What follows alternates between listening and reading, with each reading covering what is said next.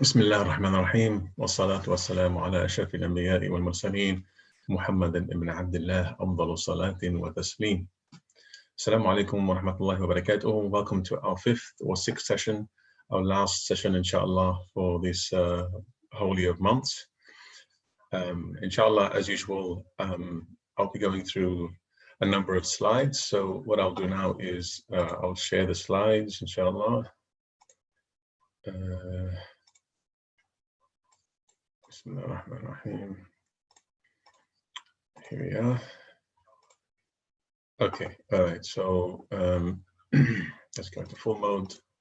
Bismillah ar-Rahman ar-Rahim. So last week we ended on the note of Musa alayhi salam and his the servant of God.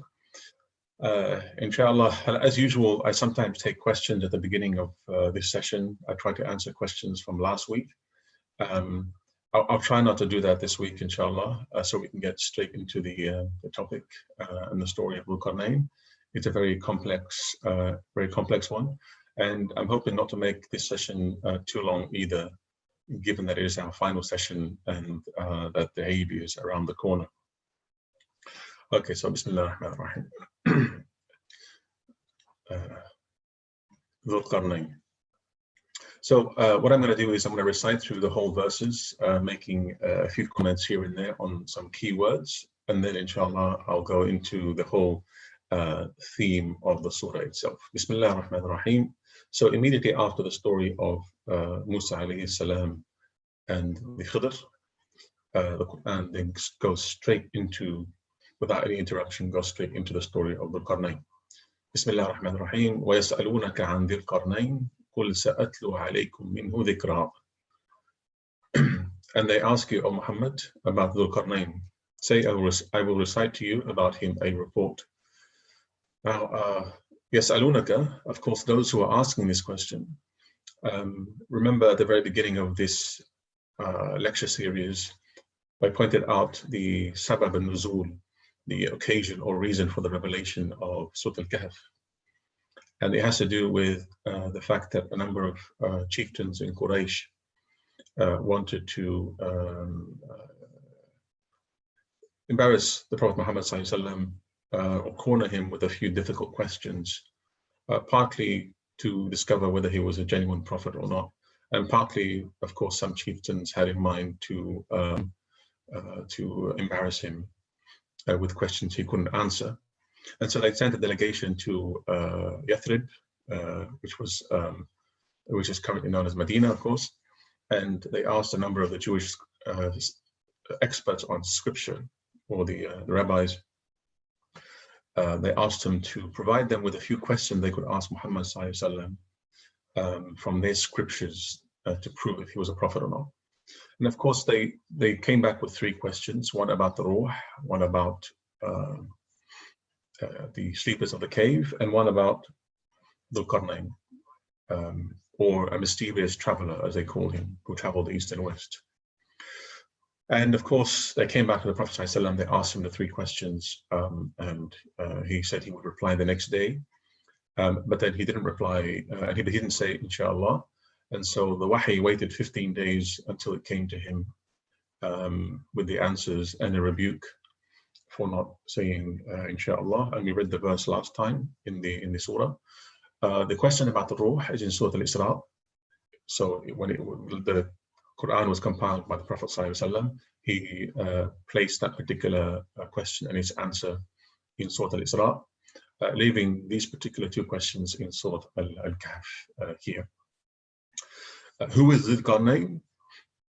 I'll explain in a minute why I'm not going to get into these very difficult territory and terrain. Maybe it's worth explaining at the very beginning of this session that the story of Dhulqarnayn and a number of themes that come up in this particular story are very, very complex, very rich, some of which are profoundly symbolic, some of which are profoundly mysterious, steeped in the distant past.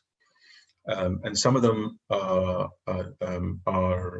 speculative in the sense that we simply don't have enough information, the Quran didn't provide it. And so you remember at the very first session, I pointed out that the Quran delivers its message precisely the way it does. If any of this additional information were necessary, it would have provided it. But in this particular case, there's enough traditions from the Prophet ﷺ about some details of the story that we can include in commentaries.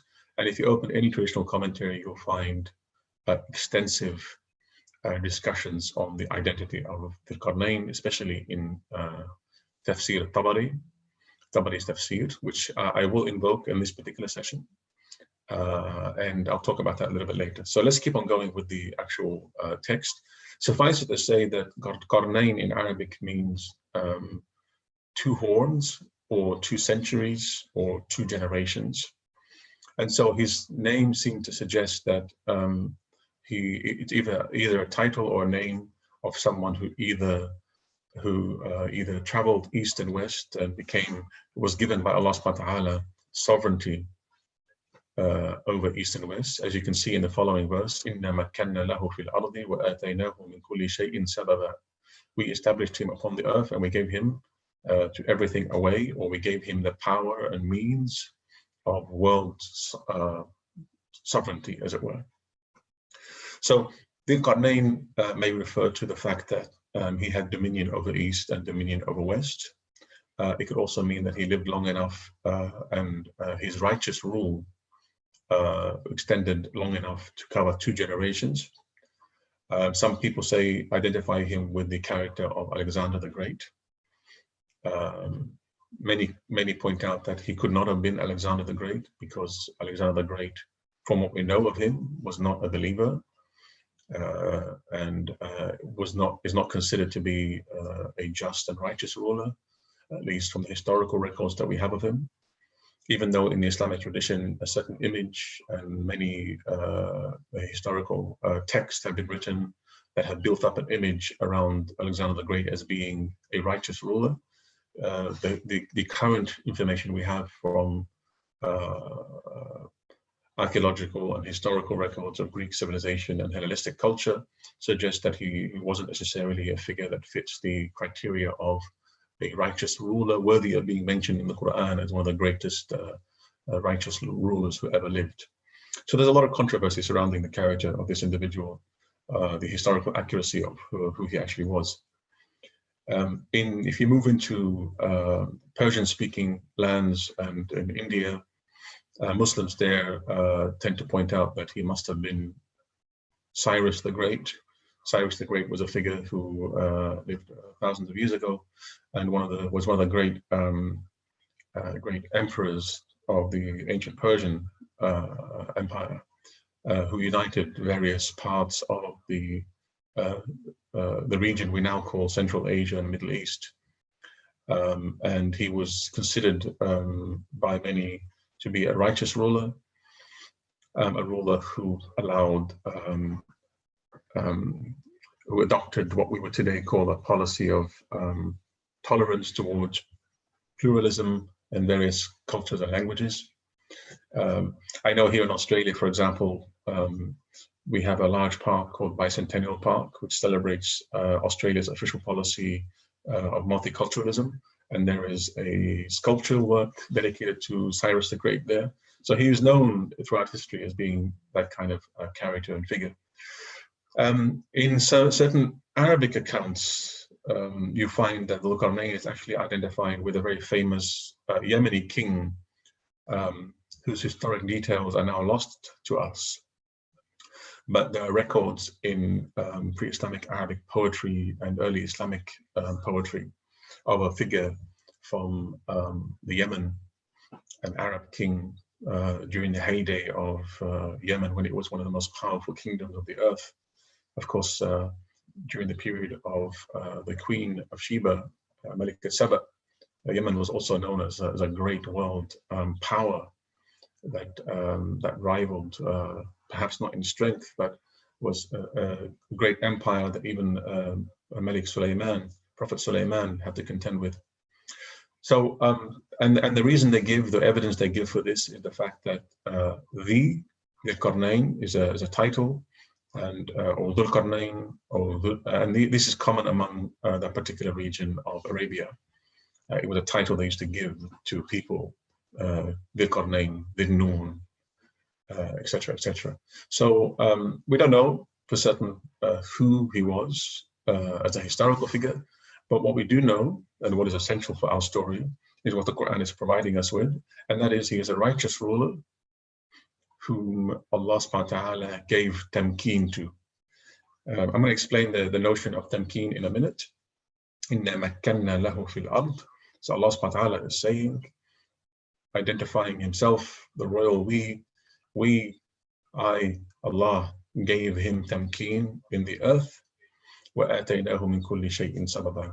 This verse also really opens up at the very beginning the very idea for us as Muslims, the very consciousness that we've been building up really and becoming more and more aware of from the beginning of the surah with the sleepers of the cave, through the story of the two men in their garden, and through the story of Musa and Khidr, that it is Allah who is the true agent of all actions. It is Allah subhanahu wa ta'ala who is the true sustainer. Allah subhanahu wa ta'ala is the one who gives rizq. It's Allah subhanahu wa ta'ala who provides the means by which certain nations and certain civilizations achieve a certain prominence on the earth. So Allah subhanahu wa ta'ala is the one who gave him sovereignty over the earth and gave him a means to all things, or a means to achieving all things possible. Okay, so فَأَتْبَعَ سَبَبًا. So he followed a way, or he followed these means to achieving certain goal. And what is missing from between this verse 85 and 86 is illustrated later in the following verse, but it might be important to point out here. In many of the tafsir, they say that Allah subhanahu wa ta'ala, they open up, Tafsir Tabari opens up with a hypothetical dialogue between God and Dhulqarnayn, saying to him, and I'm going to paraphrase what I recall from the tafsir, saying to him, "O Dhulqarnayn, I have given you the task of this worldly sovereignty. Do it with justice, do it with compassion, do it with righteousness." And then Dhulqarnayn responds by saying, "How, O Lord, can I possibly do that? By what means can I possibly do this? How can I possibly speak to all these people with their languages? How can I possibly, with what schemes and plans, with what strategic understanding of the world?" He's almost pointing out, like Musa alayhi salam did towards Allah subhanahu wa ta'ala. He pointed out his helplessness in the face of this grand task that Allah subhanahu wa ta'ala has given to him. Of course, Dhulqarnayn was not a prophet. We have a sound traditions from Imam Ali that he wasn't a prophet or a king, but he was a righteous servant of God, a ruler, a righteous ruler. Sorry, he wasn't an angel, as some had suggested, and he wasn't a prophet, but he was a righteous king or ruler. But Musa alayhi salam was a prophet, of course.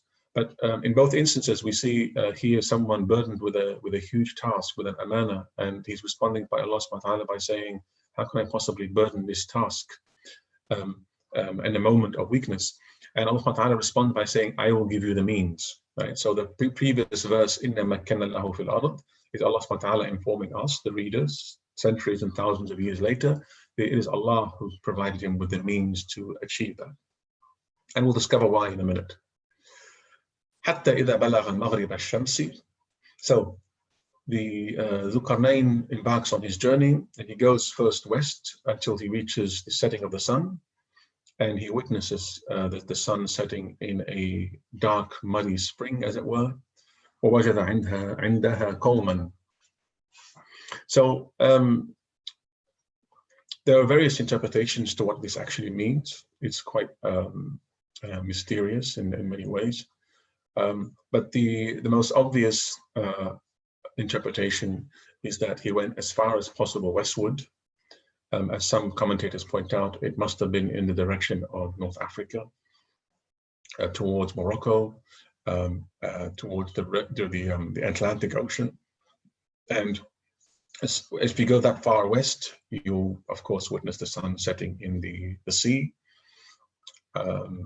It's not entirely clear why it's referred to as Ainin Hamiatin. There are some interpretations, but I'm not going to get into that right now because I really want to focus on the particular theme of Dhulqarnayn and worldly sovereignty.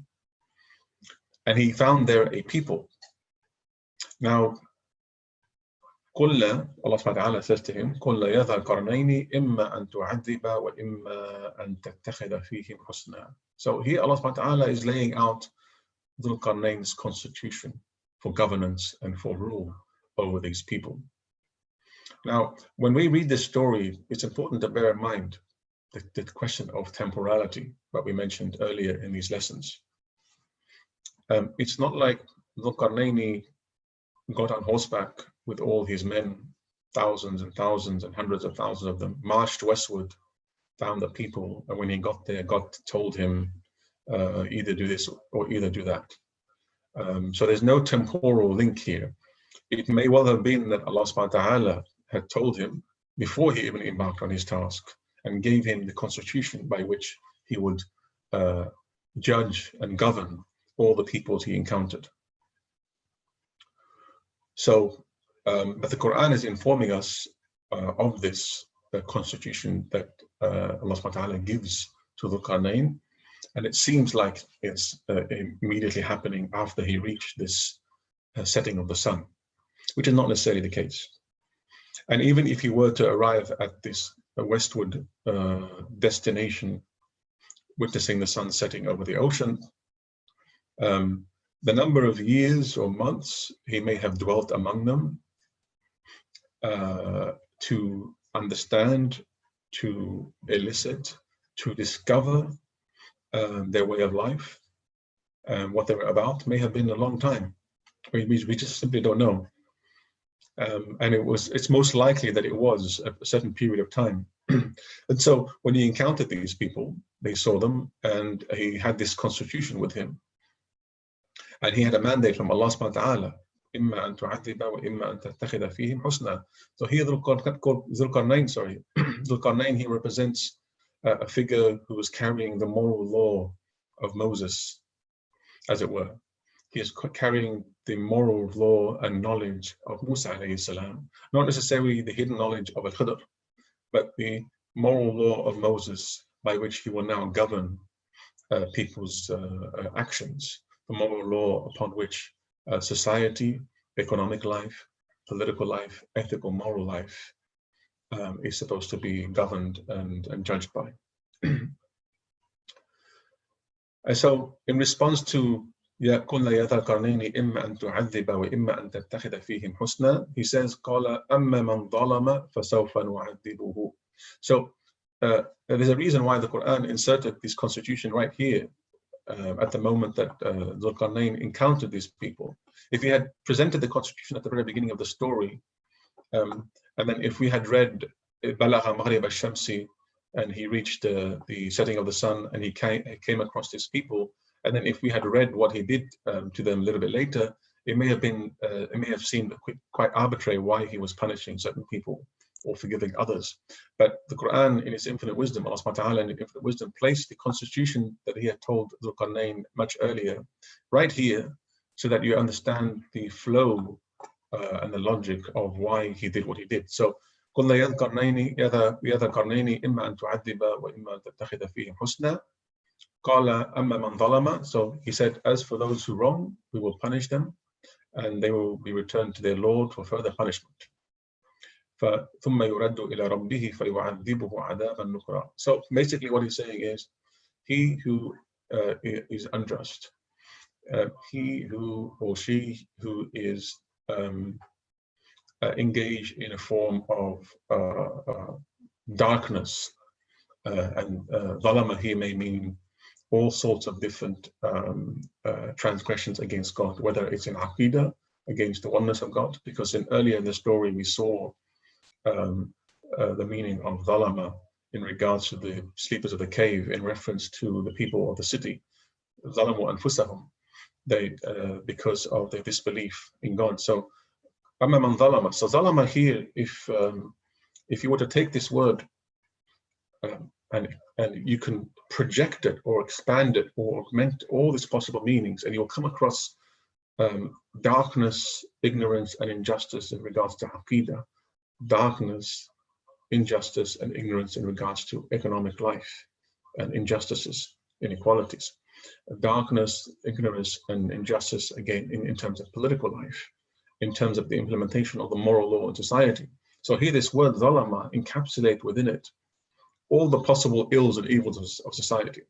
So he is saying, أَمَّا مَنْ ظَلَمَ فَسَوْفَ نُعَذِّبُهُ. So the moral law will come down very heavily upon any form of injustice and darkness, in all its meaning, all its manifestations, its aqidah aspect, its moral aspect, its economic aspect, and its political and social aspect. And then eventually Allah subhanahu wa ta'ala will punish them also for their injustice in the hereafter. And here is a very important subtle point that in this world and in the next, people will pay the price for their injustices. And if they don't pay enough of a price in this world, it will be compensated for in the next life. So there's no escaping the azab or the consequences of our own action. And I'm going to point this out a little bit later in regards to the collective. وَأَمَّا مَنْ آمَنَ وَعَمِلَ صَالِحًا فَلَهُ جَزَاءَ الْحُسْنَى وَسَنَقُولُ لَهُ مِنْ أَمْرِنَا يُسْرًا.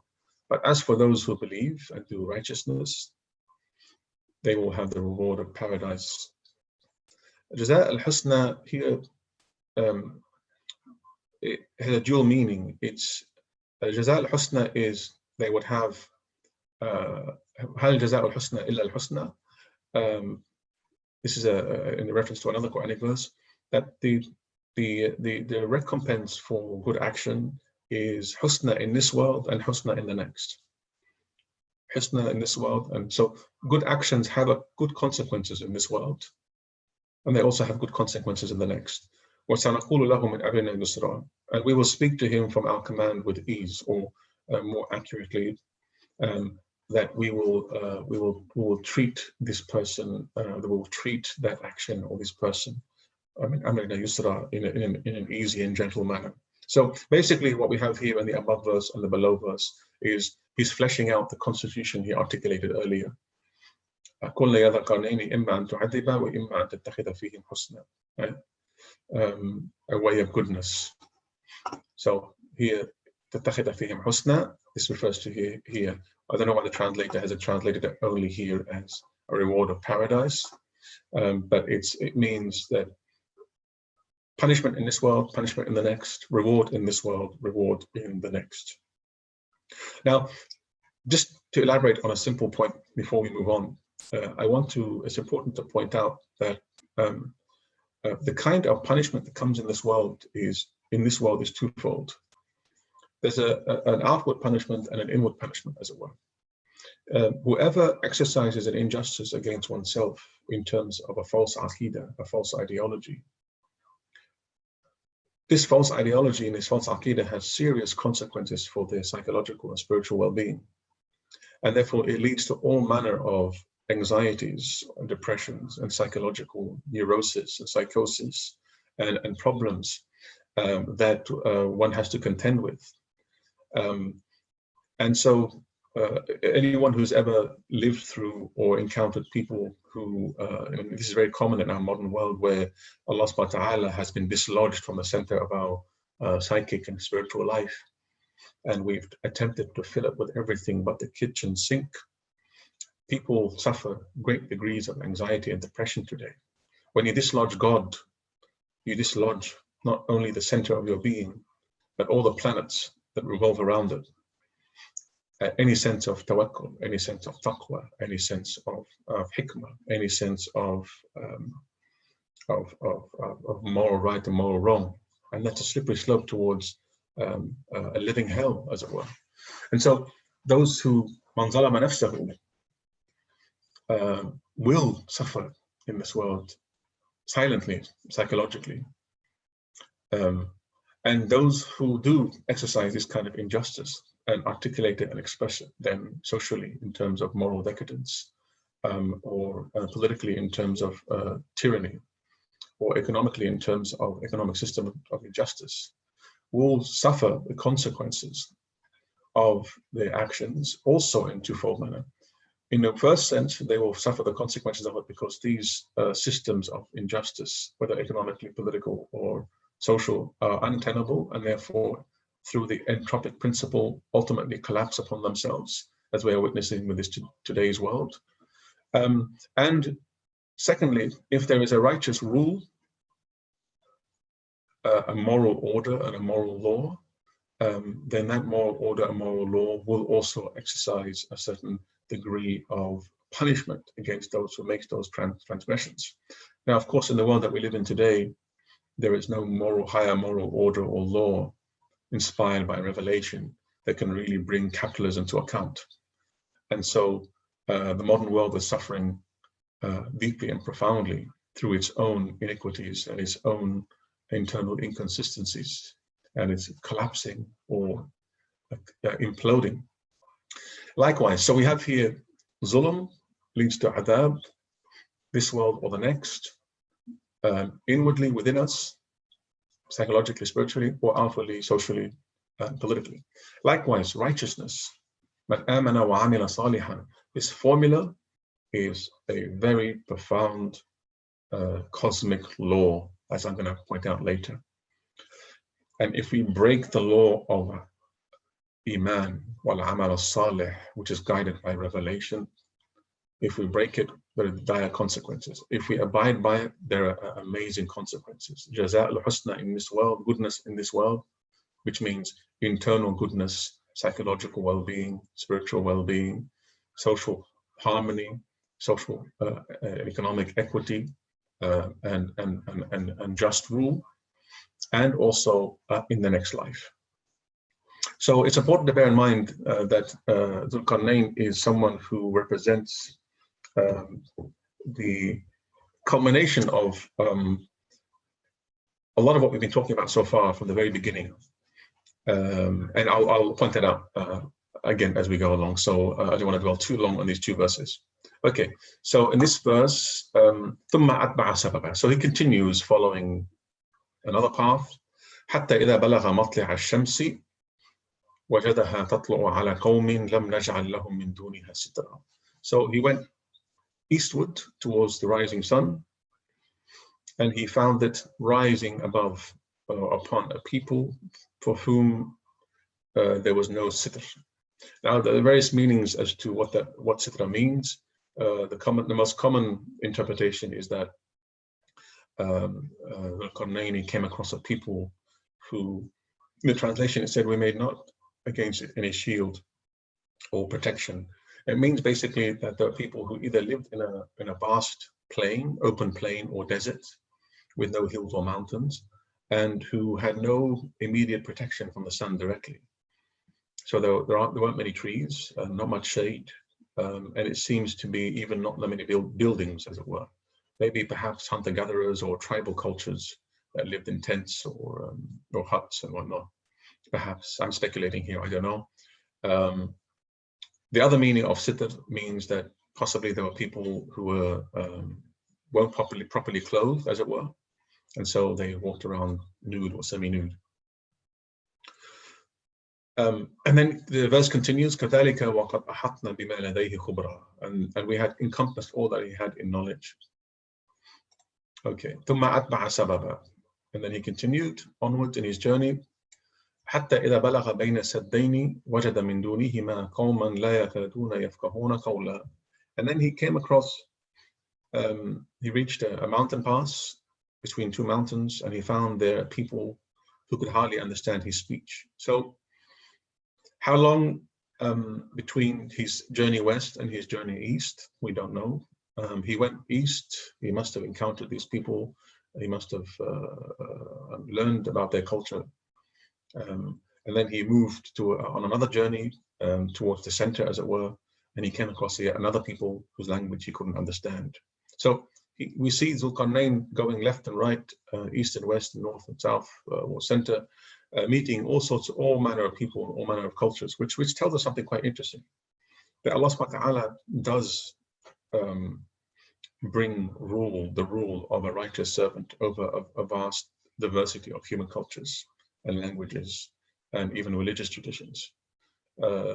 It's not clear by any means that all these people shared any language in common. They didn't, or any same ethnicity or race or culture or even religions. But you notice that the constitution that Dhulqarnayn was taking with him was a universal constitution of justice, of righteousness.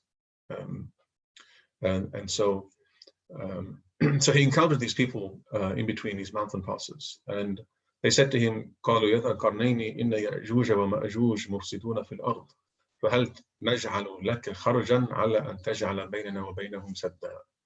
They said, "Oh, Dhulqarnayn, indeed, Gog and Magog, Ya'juj and Ma'juj, are great corruptors in the land.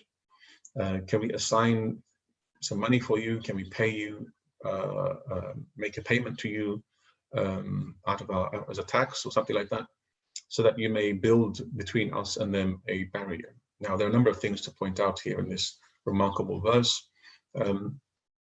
They said to Dhulqarnayn, of course, they must have witnessed that he was the type of righteous ruler who was powerful. So he had this entourage and maybe tens of thousands, if not hundreds of thousands of men in his army, a great marching army, as it were.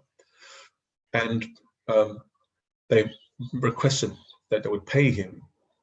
So there's a financial transaction for him to build something for them. And they offered him money, a business deal, as it were. And Ya'juj and Ma'juj, who are they? Well, I know a lot of you out there want us to dwell for the next 2-3 hours on Ya'juj and Ma'juj. I will not do that. It'll get us into what we say in Arabic, matahat, with the halis that we can't get out of. But what I do want to say is that they seem to be a people or race of great corruption in the earth, both at the time in which Dhulqarnayn was alive and people who will somehow return at the end of days.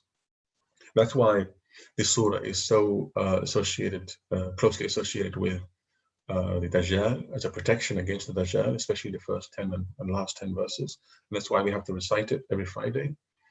And partly because the Prophet ﷺ knew that Muslims would live in the age in which Dajjal would come and Ya'juj and Ma'juj would ruin the earth, as it were. I'll come back to this very fascinating topic later. So, in response, Dhulqarnayn, of course, the righteous ruler, with his wonderful constitution of justice and governance, says to them, قال ما مكنني فيه ربي خير فأعينوني بقوة أجعل بينكم وبينهم ردما. Immediately here, what he does is, rather than exploit, as a powerful righteous ruler, exploit the situation of a people, and he could have taken an exorbitant amount of money from them, riches. Rather than do so, he says, he acknowledges that all the power and all the wealth he has is from his Lord. What my Lord has given me is much more beneficial and much more blessed than what you have to offer. So he, in response to a business opportunity, as it were, to use the language of our day, and as in response to an opportunity to make a very, very high profit, his response to offer his services for free. The most rewarding transaction between human beings are the ones in which it's a transaction between souls. What is transacted, what is exchanged is pure goodness. And that's the criteria for a just ruler, as it were. Just rule means that the sovereign or the government, as it were, it goes out of its way to provide services in assistance of those who need it the most. So, as a great leader, of course, what he does is, instead of building the wall for them, instead of giving them a fish, he teaches them how to fish. And so he asked them to assist him in building this great wall.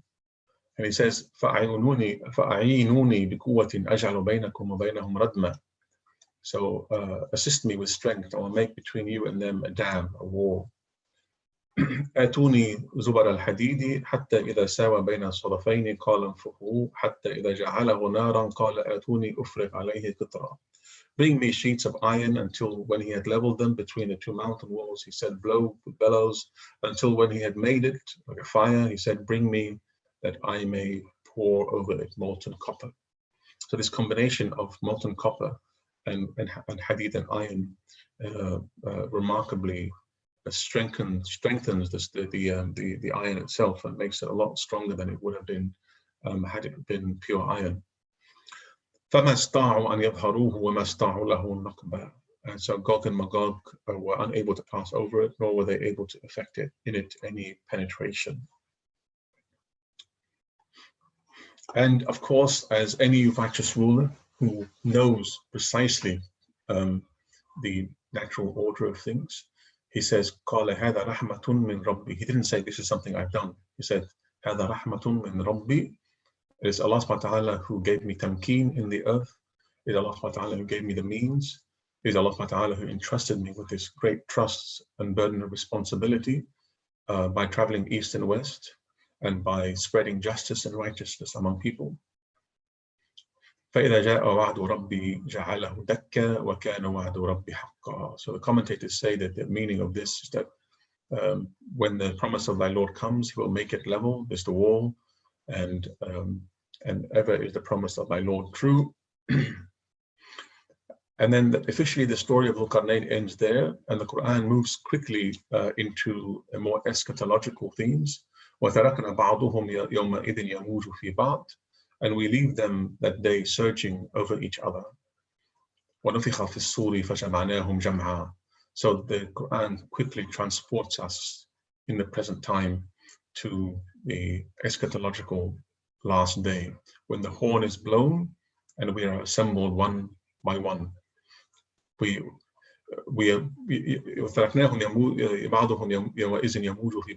waves. Imagine waves upon waves on top of each other, crashing down.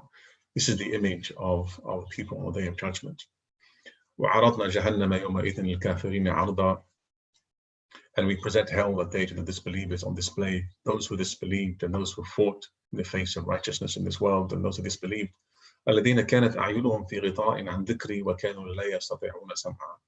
whose eyes had been covered from my remembrance and were not able to hear because their hearts had been covered over with their own arrogance and pride. And a very, very important verse, أَفَحَسِبَ الَّذِينَ كَفَرُوا. Do those who disbelieve think, أَنْ يَتَّخِذُوا عِبَادِي مِنْ دُونِي أَوْلِيَاءَ. They may take my servants instead of me as allies, or as awliya, as how is it translate awliya? Awliya is someone, it comes from the divine name al-wali, is someone who presides over and who possesses the wilaya or the sovereignty over people. So he's a very, very, very important criticism of any way of life, whether at the individual level or at the collective level, that takes humans or the human measure of things instead of the divine measure of things as the sovereignty over their life, in authority, as it were. And I'm going to explain what that means shortly. We have prepared hell for the disbelievers as a lodging. Inna a'tadna jahannama lil kafirina nuzula. So when I started looking into the writing up my notes for this particular surah, a friend of mine insisted. He said to me, "I've been following some of your lessons, and can you please? It would be nice if you were to end the session with a different kind of exegesis, instead of burrowing deep into the meaning of words. Can you give an example of exegesis by breadth?" So some of you may recall from my previous session that I said that the Quranic verses can be interpreted both in terms of deepening meanings by depth, by relying on the various ulum of the Quran and Arabic language and the various disciplines I mentioned last time in order to discover the deep meaning of the verses, or the Quran also be interpreted horizontally in terms of augmenting or amplifying the meanings by recourse to secondary disciplines like history, historiography, archaeology, comparative religion, etc., etc.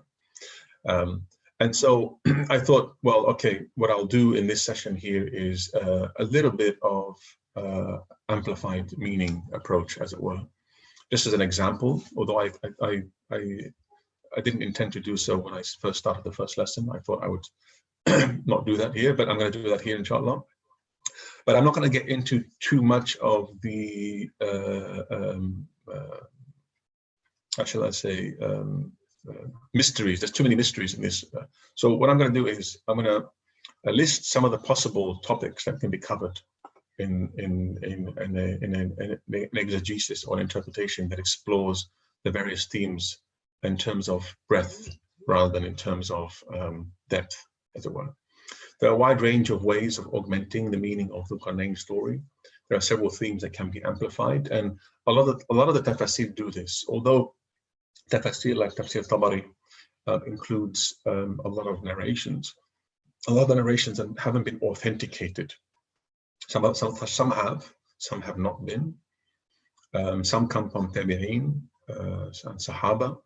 And so they provide a certain image, a certain background story to Dhulqarnayn that is, although in some places quite certain because there are authentic hadiths, in other places they are more tentative and speculative, in the sense that they combine together a lot of various narrations from the Judeo-Christian tradition, Israeliyat, with some stories from unauthenticated stories from some other Tabi'een that they've heard here and there, with some historical material, and it's all put together into the Tafsir Tabari. So one has to be careful when reading these type of tafsir, because in many ways, although they are engaging in a depth analysis of meanings, they also simultaneously engaging in a breadth, or trying to expand and provide backgrounds and meanings that are not always necessarily provided by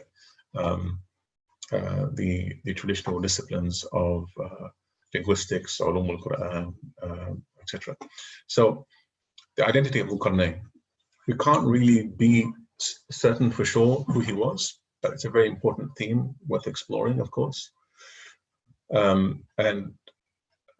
You can explore possibly 15 different theories as to who he actually was. The identity of the peoples he encounters, who were they in history? If he went as far as the West, whether the people who lived in what is today currently Morocco, we don't know. He went as far as he could east, or he went very far east. Who did he encounter? We don't know. What are their cultures? We're not told much about their cultures. Although in the tafsir, some detail has been provided. It's not entirely clear where all this information comes from necessarily. The nature of the journeys he makes, he goes one east, one west, and then one somewhere in the middle or north, as some commentators point out. What's that about? Is there something profoundly symbolic here or not? The natural phenomena he encounters, he sees the sun setting in a certain way. He comes across mountains, he comes across flat plains. The varied topography of the land that he travels in is as diverse as the languages and cultures and peoples he comes across, which is quite remarkable. And then the wall he builds, the nature of that wall. Then people call the Ya'juj and Ma'juj. What are they about? A lot of the eschatological literature that deals with the last day and the signs of as-Sa'ah, the last day, deal a lot with the identity of these people, Ya'juj and Ma'juj, and what they look like. Tabari, of course, in his tafsir provides, I think, excessive detail about what they look like, even describing them as a bizarre humanoid species with excessive hair. Sometimes they're of a short height, almost like hobbits, as it were.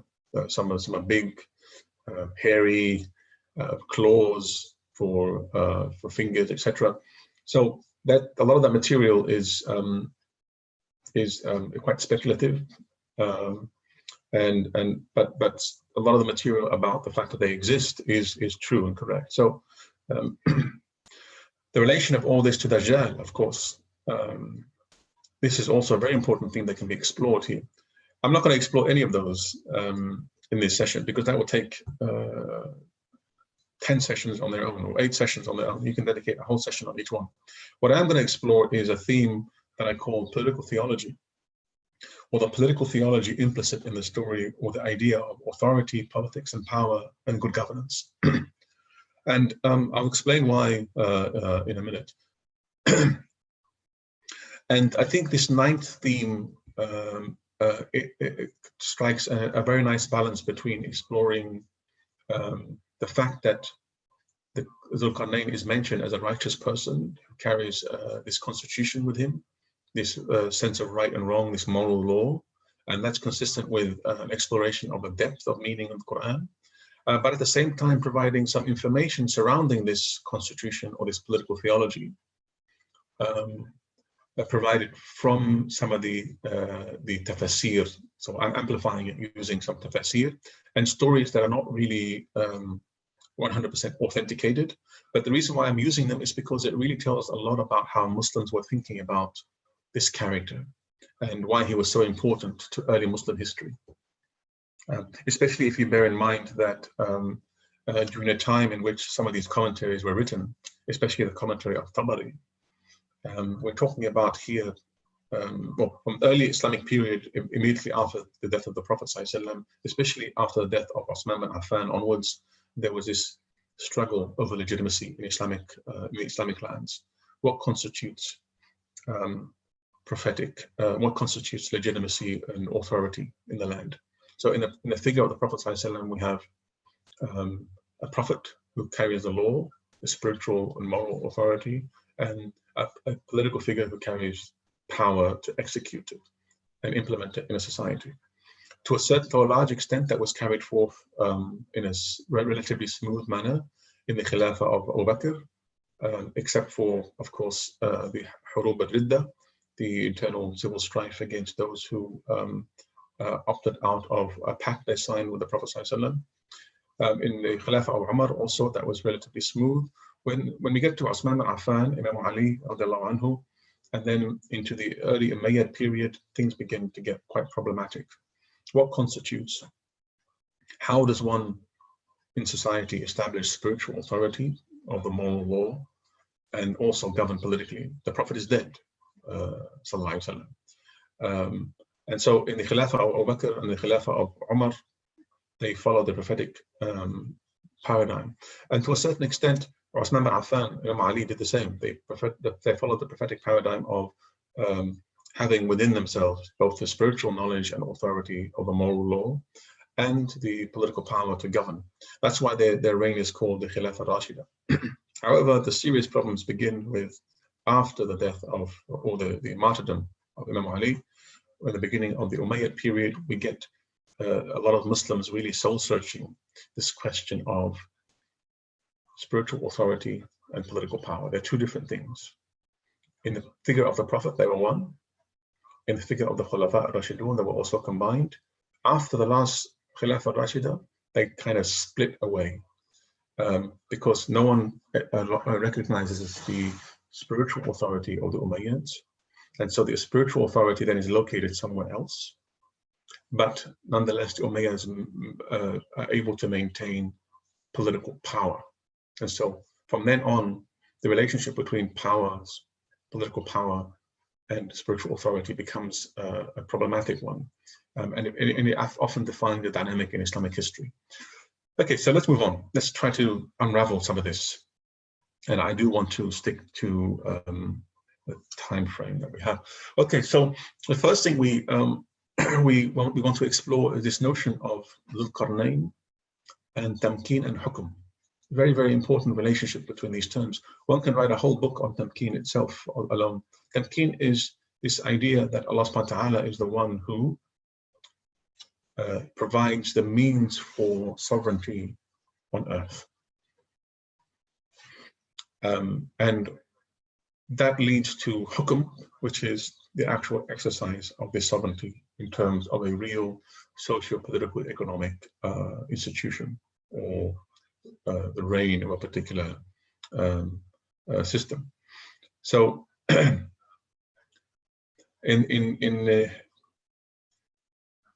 the Quran we read, Bismillah ar-Rahman ar-Rahim, أَلَمْ يَرَوْا كَمْ أَهْلَكْنَا مِنْ قَبْلِهِمْ مِنْ قَرْنٍ مَكَّنَّاهُمْ فِي الْأَرْضِ ما لم نمكن لكم وأرسلنا السماء عليهم مدرارا وجعلنا الأنهار تجري من تحتهم فأهلكناهم بذنوبهم وأنشأنا من بعدهم قرنا آخرين.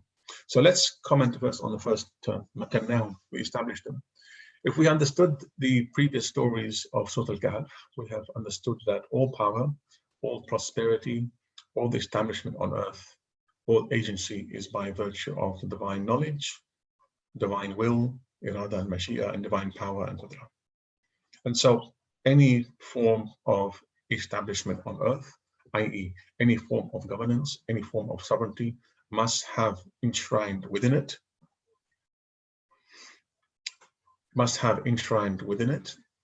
a certain awareness of the fact that this authority comes from elsewhere. This tamkeen, this ability to exercise the sovereignty over earth and over people and over resources of the earth, it comes from Allah subhanahu wa ta'ala. And that God consciousness, that awareness is fundamental, because Allah subhanahu wa ta'ala says, look, travel the earth, look, see how many peoples we have destroyed. We gave them tamkeen in the ard, and we sent upon them the rains.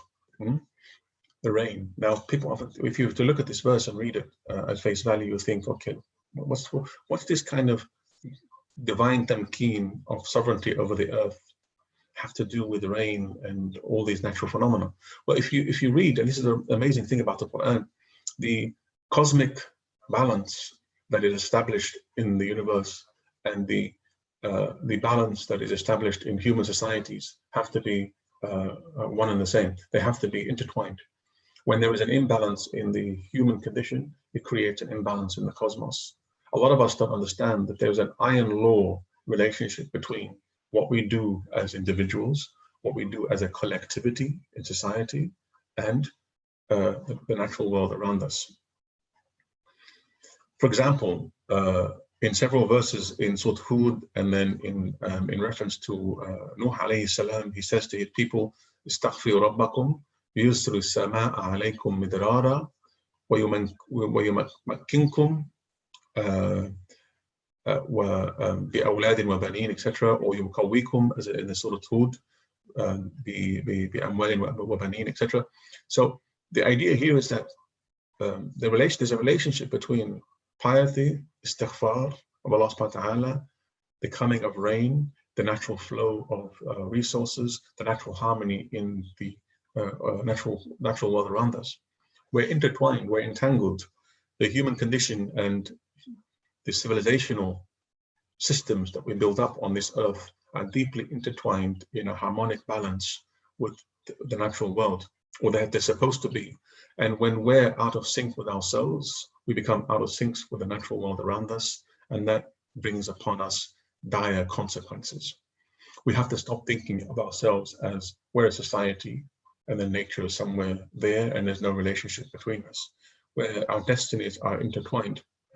And so the Quran points out here, this knowledge of tamkeen from Allah subhanahu wa ta'ala has consequences for our understanding of the causes and effects of civilizational success. Because now we know that, okay, the success of a civilization is not only due to maybe perhaps material causes, but there are many, many other causes that we'll explore here. And if we look at فَأَهْلَكْنَاهُمْ بِذُنُوبِهِمْ, so Allah subhanahu wa ta'ala says, فَأَهْلَكْنَا, the Qura, the people, the villages, the people before, بِذُنُوبِهِمْ وَإِنْشَأْنَا مِنْ بَعْدِهِمْ قَرْنًا آخَرِينَ, another generation. We created another generation after them. But أَهْلَكْنَاهُمْ بِذُنُوبِهِمْ, it's a very, very important phrase. which we shouldn't misunderstand. It says, and we punished them, we destroyed them for their sins. Now, sometimes people reading this, of course, in translation, may think, God is sitting up there, and then wherever there are people making sin, he sends thunderbolts down there to punish them and destroy them. That's not how it works. It's not how it works necessarily. That's not the image, and that's not an accurate image. The time from مكناهم في الأرض to the time that they are destroyed is could be a very, very long one. So look at our civilization, for example. We've been in this maelstrom for several centuries, destroying the earth, waging wars, colonialism, World War I, World War II, you name it.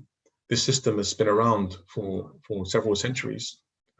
It's the accumulation of sin, the disturbances and disruptions we create within our societies, and the disturbances we create against the natural world will build up enough inconsistencies and contradictions within that will bring our own destruction and doom.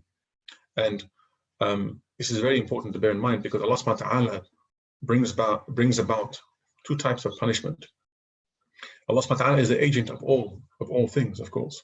He could either directly punish a people by overturning a village on its head, or he can do the same through other means. So it's not entirely clear when he says فَأَهْلَكْنَاهُمْ, whether he's saying we immediately destroyed them, or because they ignored the sunnah of Allah, our sunnah in creation, of maintaining this harmony of piety and modesty and righteousness, that their inevitable outcome was their halak. Yeah? These are two things that are happening at the same time, and we have to always bear this in mind. Too many people have this image of Allah subhanahu wa ta'ala as operating as a man in the sky who's constantly sending down thunderbolts and punishments here and there. And Allah subhanahu wa ta'ala does do that, of course, but that's not the way in which these verses are always articulating that image. And it's important to bear this in mind, because if we read carefully the verses, it's unfolding a remarkable logic here. The tamkeen comes from Allah subhanahu wa ta'ala. He sends rains upon them and rivers beneath their feet. They sin, they destroy, impiety, injustice, destruction. Right? So if we look at this, أهلكناهم, we destroyed.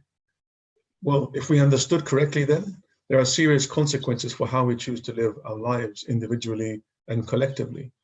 We live in a civilization that thinks and measures the progress of our elusive tamkeen on the earth as one that is measured by domination, by how much technology we have, by purely material means. But that is a very, very false consciousness, as it were. The true measure of tamkeen on earth is piety, faith, worship, justice, righteousness, morality. And by these standards, one could say that contemporary civilization is backward, as it were. Now, many of you might contest this and say, hang on a minute, look at all the technology we have, and look at all the medical advances we've made, and look at this and look at that. Well, that's all fine and well, but civilizations are not measured only by materialistic criteria, nor by technological development. We have done more destruction to the natural earth than any other civilization in history, and we have killed more people in the process than any other civilization or generation in history. And we have fallen so far away from piety, faith, and worship than any other civilization in history. We have a modicum of justice to a certain extent. And one has to speak truth here and say that there is a certain modicum of justice. There are many nations on earth today who have their eye fixated on the question of justice. But morality is quivering and collapsing. And if we understand the logic of history itself properly, Even justice will fall by the waysides when the internal contradictions of a faithless society that doesn't believe in God and the moral relativism that eventually dominates will sweep away the question of justice. And this is very evident if you look at the past 100 years of the rise of fascisms and all the ideological isms of the 20th century that swept away any sense of social justice in many societies in the West and the East. And I don't like using the terms East and West, because today the materialistic civilization is global now. Although it may have had its origins in Western Europe a few centuries ago, it has now become global, so it's a human problem. So what is the Sunnah of God, the ironclad law? وَتِلْكَ الْقُرَىٰ أَهْلَكْنَاهُمْ. Why? Qura here means a cluster of towns and villages, which also could mean civilization. وَتِلْكَ الْقُرَىٰ أَهْلَكْنَاهُمْ لَمَّا ظَلَمُوا. This word, this single word, ظَلَمُوا, encapsulates a wide range of semantic meanings that convey the exact opposite of righteousness in this world. أَهْلَكْنَاهُمْ لَمَّا ظَلَمُوا. And أَهْلَكْنَاهُمْ either directly through a direct punishment, through a direct halak, or by collapsing in on themselves because they did not follow the sunnah of Allah, by establishing piety, righteousness, by thankfulness to Allah subhanahu wa ta'ala, etc., etc. وَجَعَلْنَا لِمَهْلِكِهِمْ مَوْعِدًا. There's always a maw'id, there's always a time, an appointed time for the eventual destruction of a civilization, for its eventual collapse. We might think, well, you know, many of these, if you look around today, you see civilizations strong and powerful. And the Prophet ﷺ was told by Allah subhanahu wa ta'ala in the Qur'an, لا يغرنك تقلب الذين كفروا في البلاد متاع قليل ثم مأواهم جهنم وبئس المهاد. This is also another iron law. Worldly power is an illusion. No matter how long it lasts, it inevitably implodes. If it's not based on the right, correct kind of foundations, it will implode and collapse, and it will suffer both in this world as a result of its own injustices against its own self, whether individually or socially, politically, economically, and also in the hereafter. Okay. So righteousness, salah, here is a term that is associated with Dhulqarnayn. And Allah subhanahu wa ta'ala says that those who are righteous, الَّذِينَ إِن مَكَّنَّاهُمْ فِي الْأَرْضِ, when we establish them in the land, that أَقَامُوا الصَّلَاةَ وَآتُوا الزَّكَاةَ وَأَمَرُوا بِالْمَعْرُوفِ وَنَهَوْا عَنِ الْمُنكَرِ. Here you have remarkable things here. أَقَامُوا الصَّلَاةَ, which means that they've established the right kind of order of worship and aqidah in society. Aqamat as-salat means that you have got your tawheed correct, tawheed al-rububiyyah, tawheed that you recognize that God is one, and then tawheed al-uluhiyyah, that you worship only one. Wa'atu zakat, they got the economic order in correct. The transactions in society are based on giving and charity. And medieval Islamic civilization is a great example of an economic system that was based on trade and sadaqah and zakat, or waqf system. There's half the economic activity in the Islamic world was based on this fundamental principle. أَمَرُوا بِالْمَعْرُوفِ وَنَهَوْا عَنِ الْمُنكَرِ. The moral law and the moral code, they upheld what is right, and they forbade what is wrong. وَلِلَّهِ عَاقِبَةُ الْأُمُورِ. And to Allah all things come. So here we can juxtapose two orders, really. Let me just check the time. There are two orders here that can be juxtaposed. The order of Dhulqarnayn, as it were, and the order of Dajjal. Dhulqarnayn is given God-gifted means, sababa, or the power over asbab for righteous rule. Dajjal catalyzes the entropic and destructive power of human sin and mobilizes it for tyranny. The entropic here means that the forces that spiral towards chaos, from order to chaos, so he catalyzes it. Dajjal doesn't have a real establishment in the earth. a real kind of tamkeen.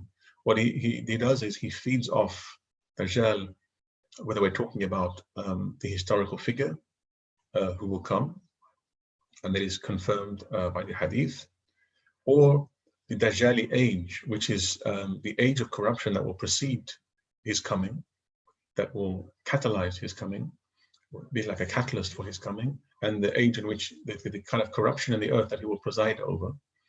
And Dajjal really feeds off like a parasite. He feeds off the spiral away from order towards chaos, from righteousness towards tyranny, and he capitalizes on this, the destructive power of human sin, the destructive power of zulm, whether it's zulm in terms of injustice, whether it's zulm in terms of inequity, whether it's zulm in terms of impiety, whether it's zulm in terms of inequality. All this is a form of zulm. He feeds off it. And this is something that human beings put into motion. We have put this into motion today. And he mobilizes it for his tyrannical rule. He's a servant of God, Dhulqarnayn. Dajjal is a servant of Shaitan. Qarnayn is a man or a righteous ruler of humility. Although he has all this power, he knows that it does not belong to him. Dajjal is one of arrogance and pride. He assumes that all power is really his. Dhulqarnayn is a righteous ruler. Dajjal is a tyrannical ruler. Dhulqarnayn exercises self-restraint, as any mu'min must and should. Hilm is, as it's referred to in the tafsir, he exercises a great degree of hilm towards the people he encounters. Self-restraint, understanding, compassion. Dajjal is all about self-indulgence, giving in to your immediate whims and desires. The Dhulqarnayn helps the needy. Dajjal helps the strong. Dhulqarnayn takes no pay. It's an economic system based on sadaqah, which is not to say there are no transactions, financial transactions, but the cornerstone is sadaqah. And I'm going to get back to this point, very important point, in a minute. Dajjal extracts exorbitant prices. You know, if Dajjal had come across these people, he probably would have taken all the money, not built the wall, and walked off. Dhulqarnayn helps them, the people he encountered, by teaching them to help themselves. Dajjal enslaves, he turns them into slaves, while Dhulqarnayn turns them into enlightened, taught, free individuals. Dhulqarnayn exercises a great degree of pluralism, in this case, religious, cultural, linguistic pluralism, and understanding towards it. Dajjal exercises anti-religious sentiments and materialism. So he looks at reality from a single perspective. That's why he has one eye. Single perspective of pure materialism, greed, self-indulgence, arrogance, and pride. Dhulqarnayn is the hero of justice. Dajjal is the anti-hero. He's the villain. Sorry, he's the villain. He's the bearer of injustices in this world. And this is what the Qur'an in this particular story is really juxtaposing. And the reason why we have to read Surah Al-Kahf in its entirety every Friday is because it constantly reminds us of many of the values that we need, many of the perspectives that we need, many of the tools we need to fight against the reign of the Dajjal, whether before he comes or when he comes.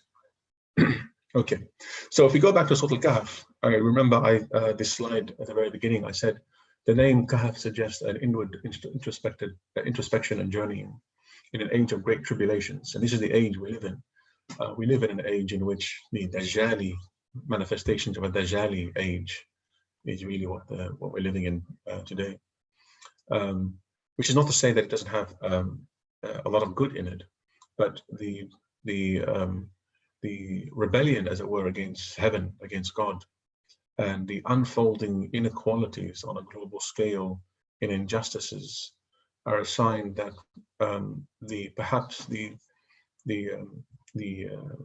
bad outweighs the good. The first and last 10 verses are a protection against the tribulations of the grave and Dajjal. And the 4 stories we went through in the past few weeks highlight moral, psycho-spiritual, socio-political, and economic principles vital for our age, the age of Dajjal. Each of the stories highlights also favors God gives to regular humans, which is something we pointed out already. So, in my estimation, Surah Al-Kahf seems like it is an alignment of our being from the very beginning to the very end. I'm listing here, I'm showing you the first verse of the surah and the last verse of the surah, just to show you how it starts and how it ends. And it starts with Bismillah ar-Rahman ar-Rahim. Surah Al-Kahf starts with Alhamdulillah alladhi anzala ala abdihi al-kitaba wa lam yaj'al lahu iwaja. I didn't comment on this at the beginning. I thought I'd leave it to the end, but iwaja means that there is no deviance in this book. It is a straight book, as it were, which means that it leads to the straight and righteous path also. There's no errors in the book. There's no faults. There's no deviations. There's no distortions. And following its guidance leads to a straight path. In the very last verse, and the second verse and the third verse go on to emphasize the tawheed of Allah subhanahu wa ta'ala when it criticizes those who believe that Allah subhanahu wa ta'ala okay, I'm just told that there's 50 minutes till iftar where you are. So, okay, I'll try to conclude as fast as possible. In the last verse, it says, قُلْ إِنَّمَا أَنَا بَشَرٌ مِثْلُكُمْ يُوحَى إِلَيَّ أَنَّمَا إِلَهُكُمْ إِلَهٌ وَاحِدٌ. So the last verse reestablishes tawheed. Whoever wants to meet their Lord, يَعْمَلْ عَمَلًا صَالِحًا, again, righteousness, as we said earlier, وَلَا يُشْرِكْ بِعِبَادَةِ رَبِّهِ أَحَدًا. Right? So this relationship between the first and the last verse, the relationship between the first and the last verse really establishes this kind of fundamental understanding between that the whole surah is really an attempt to align our being, align it together. And so, and it talks about what are those things that lead us out of alignment. Well, when we take the earth as a zina, when we engage, indulge in the earth,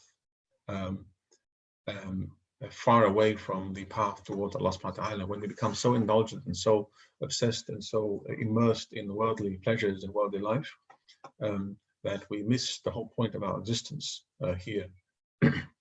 And also in some of the last verses in the same surah, Allah subhanahu wa ta'ala says, قُلْ هَلْ نُنَبِّئُكُمْ بِالْأَخْسَرِينَ أَعْمَالًا. Can we tell you who are those whose actions, whose greatest losers in terms of their deeds? Because here the verse is saying that everyone does deeds, but who are the ones whose deeds are lost? الَّذِينَ ضَلَّ سَعْيُهُمْ فِي الْحَيَاةِ الدُّنْيَا وَهُمْ يَحْسَبُونَ أَنَّهُمْ يُحْسِنُونَ صُنْعًا. Those who, and it's a very interesting word here, ضَلَّ سَعْيُهُمْ, i.e. they somehow got lost in the maze of this dunya, forgot about the akhirah, yet think that their actions, they're doing something good. And what the Qur'an here is trying to remind us of is something that we read in the Fatiha again and again.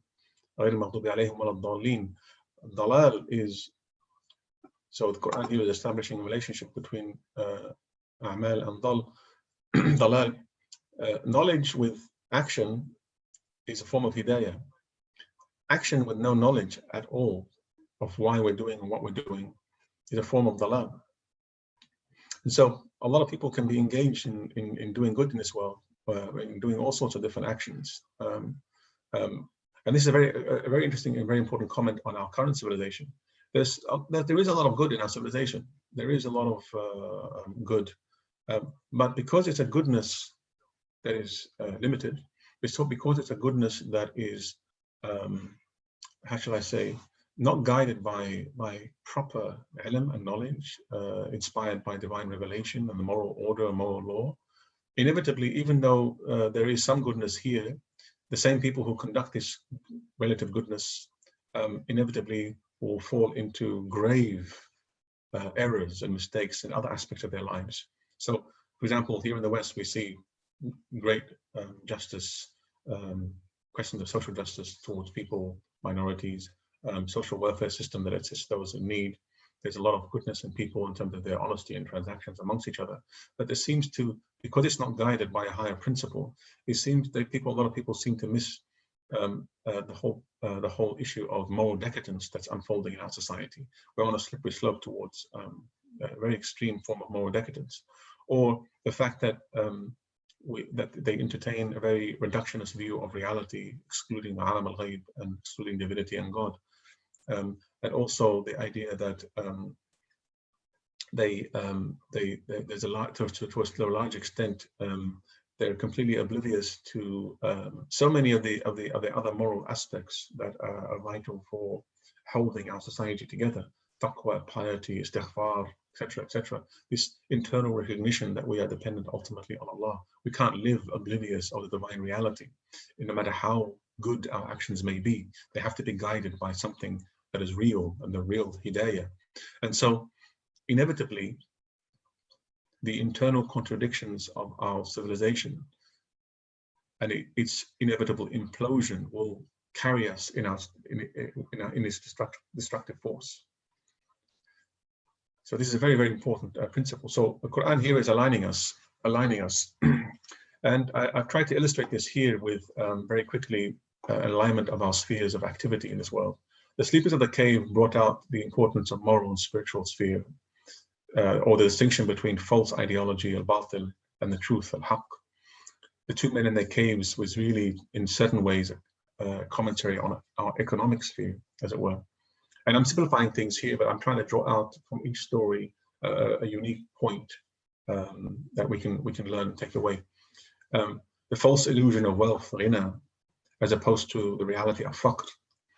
Moses and the servant of God really operates within the epistemological sphere, or the cognitive sphere of what we can know and what we can't know, the limitations of our knowledge. And so it kind of draws out the distinction between restricted perspective on reality or ignorance, and an expansive view on reality or real knowledge. And the fourth one, Dhulqarnayn, one we've been talking about here, draws out lessons for our socio-political sphere, as it were, the distinction between injustice and justice. And so when we go back to this, the four stories of the sleepers of the cave, the two men in their garden, Moses and the servant of God, and Dhulqarnayn, we see that what the Quran is trying to do in this particular surah is align all these spheres of activity in light of Tawheed. This is what it's doing. It's aligning all our spheres of activity along a proper alignment, a proper axis, guided by the light of Tawheed in every sphere of activity. That's why the verse begins with Tawheed and ends with Tawheed. This is at the individual level. There is also a question of collective alignment. So, look, just a heads up for those of you who need to go to iftar. It seems like I have at least another 30, 40, 50 minutes left here. And I don't want to rush it because they're very, very important ideas. If you're in the UK, you need to go to iftar, please do. If not, you can resume watching it a little bit later, inshallah.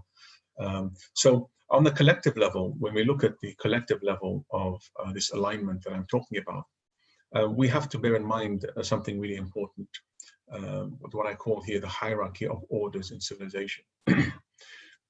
Historically speaking, there are three orders, civilizational orders, as it were, in the sense that every civilization, sorry, I'm just talking to the administrator here.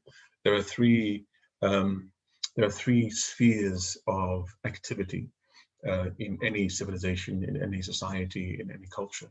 There is the moral order, there's the social political order, and the economic order. And here we're talking in terms of the social, political, economic system as a system. We're not talking about the individual within, we're talking about outward. And the relationship between them, historically speaking, from the very beginning of time, wherever there was religion in cultures, because all cultures in history have always had religion, they've always had an awareness of God, they've always believed in the sacred, they've always honored the sacred. And throughout history, the relationship between these orders has been one in this sense, where the moral order always influences the social political order and is above it. And that in turn influences the economic order, which is the lowest.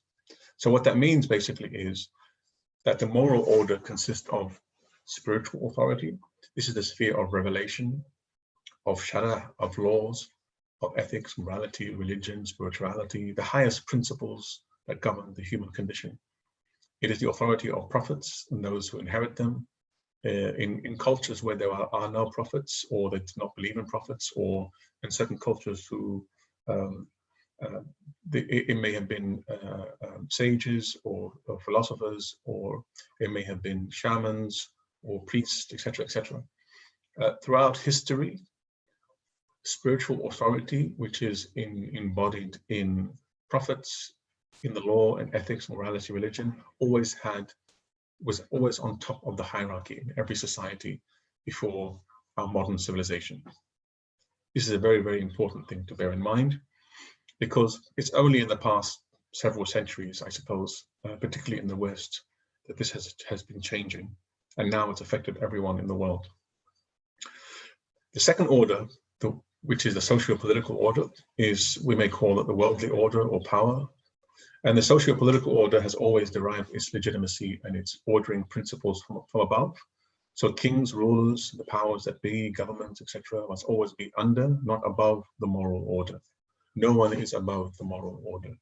Historically speaking, even the most absolute kings of Persia or pharaohs of Egypt considered themselves to be somehow under the authority of heaven, or under the authority of spiritual revelation. Now, what I mean by authority means that they needed the consensus and they needed the support of those who embodied spiritual principles and the higher principles of religion in order to legitimize their power in the eyes of their people. Even though there were examples in history where worldly powers like pharaohs and kings sometimes usurped or exercised their power over the spiritual authority, thereby abusing it, there was nonetheless an implicit understanding that they had to be underneath it. And that's why in the past, kings in Europe were always coronized, coronized by, the coronation ceremonies were presided over by the popes or the bishops of Europe.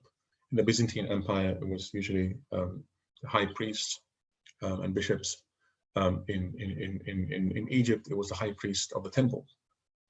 So there was this implicit recognition, even though this relationship between them was abused, and sometimes worldly power controlled spiritual authority, nonetheless, implicitly, what they showed society, what they embodied, was this relationship where the spiritual authority always influenced the worldly power. And in the Islamic civilization, brings us back to the example I gave earlier about the Khilafah Rashida. If you look at the Abbasid period, or even the Umayyad period, the Abbasid period in particular, onwards all the way to the Ottomans, the Abbasid dynasties, all the dynasties, Mamluk, all these worldly powers exercised the rule of power, military, imposing the law, etc., etc. But they could never get into trouble, or they always feared of getting into trouble with those who represented the spiritual authority, and they were the ulama.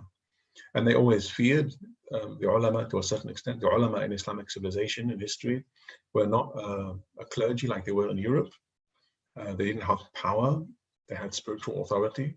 And the powers that be always had to derive a certain authority and legitimacy from the ulama to a large extent. And the worldly powers couldn't make up and invent laws. They couldn't change the Sharia, for example. It was up to the spiritual authority, the ulama and scholars, to do so. Where the kings and rulers or the sultans in the Islamic tradition, where they did have power over certain laws, was in regards to the laws affecting the bureaucracy of the state, the military, or other issues that are not of a moral or religious nature.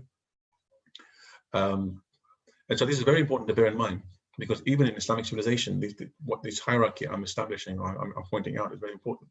And the last, economic wealth and activity, the economic order of wealth, material gain and riches, is always regulated from above. It is subservient to the needs of the socio-political order, and it is regulated by the principles of the moral order executed and implemented by the socio-political order. So economic rules of transactions, market, exchange, wealth, etc., was always subservient to and regulated by moral order, what is halal and what is haram, what is just, what is unjust, and executed by the power of the worldly authority. So worldly power here are the ones who have the executive power to implement the moral laws of financial transactions to govern economic activity. This relationship is very important. This is the natural order of things in society. This is the natural order described in the story of Dhulqarnayn, as far as I can see it. And I'm going to say here that this is, as far as I can see it, this is my own, this is my reading and understanding based on the tafsir that I've seen and based on my augmented amplification of the meaning. So I'm not going to say this is truth. I'm going to say this is a reading that tries to draw out the usefulness and implications of Dhulqarnayn's story for us today. So now, one of the reasons why I described this session as one of augmenting meaning is because I came across a very interesting section in Tabari's tafsir that talks about an Ummah Salihah, a righteous community that Dhulqarnayn had come across. It's not mentioned in the Quran itself, it's mentioned in the tafsir.